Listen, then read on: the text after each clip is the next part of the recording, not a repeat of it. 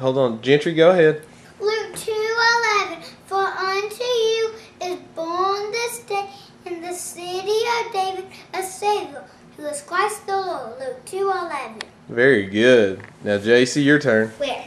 Read the whole thing.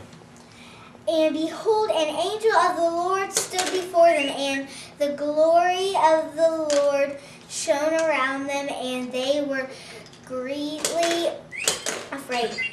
Then the angel said to them, Do not be afraid, for behold, I bring you good tidings of great joy, which will be to all people, for there is born to you this day in the city of David a Savior, who is Christ the Lord.